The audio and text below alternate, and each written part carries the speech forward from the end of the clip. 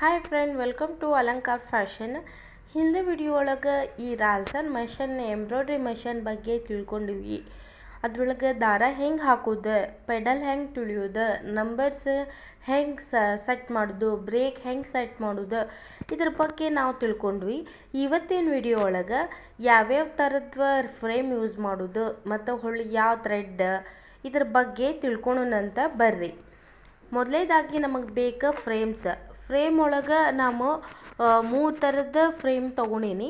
ಅದ್ರೊಳಗೆ 18 ನಂಬರಿಂದ ಒಂದು, 14 ನಂಬರಿಂದ ಒಂದು, 13 ನಂಬರಿಂದ ಫ್ರೇಮ್ ತೊಗೊಂಡೀನಿ. ಅದಾದ ಮೇಲೆ ಇದು ಕಾಟನ್ ದಾರ ಅಂತಾರೆ. ಕಾಟನ್ ದಾರದೊಳಗೆ ನಾವು ಇದ್ರ ಬಾಬಿನಿ ಸುತ್ತಕ್ಕೆ ಯೂಸ್ ಮಾಡ್ತೀವಿ. ಕಾಟನ್ ದಾರ ಇದು ಕಂಪ್ಯೂಟರ್ ಎಂಬ್ರಾಯ್ಡ್ರಿ ಯೂಸ್ ಮಾಡುವಂಥ ಜರಿ, ಅದನ್ನ ನಾನು ತೊಗೊಂಡೀನಿ. ಇದು ಈಸಿ ಆಗ್ತೈತಿ ಅಂತ ತೊಗೊಂಡೀನಿ.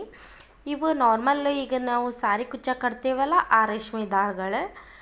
ಅದಾದ ಮೇಲೆ ಇದು ಕಾಟನ್ ಬಟ್ಟೆ ವೈಟ್ ಕಲರ್.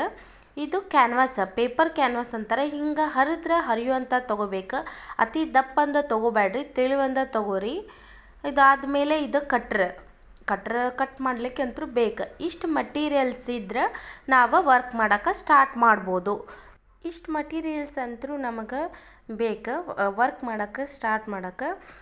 ನೆಕ್ಸ್ಟ್ ವಿಡಿಯೋ ಒಳಗೆ ಫ್ರೇಮಿಗೆ ಕ್ಲಾತ್ ಹೆಂಗೆ ಹಾಕೋದು ಮತ್ತು ಹೊಳ್ಳಿ ಬೇಸಿಕ್ ಸ್ಟಿಚಸ್ ಕ್ಯಾನ್ವಾಸ್ ಹೆಂಗೆ ಹಾಕೋದು ಇದ್ರ ಬಗ್ಗೆ ನಾನು ತಿಳಿಸ್ಕೊಡ್ತೀನಂತ. ನನ್ನ ಚಾನಲ್ನ ಸಬ್ಸ್ಕ್ರೈಬ್ ಮಾಡಿರಿ, ಫಾಲೋ ಮಾಡಿರಿ, ಲೈಕ್ ಮಾಡಿರಿ, ಕಮೆಂಟ್ ಮಾಡಿರಿ.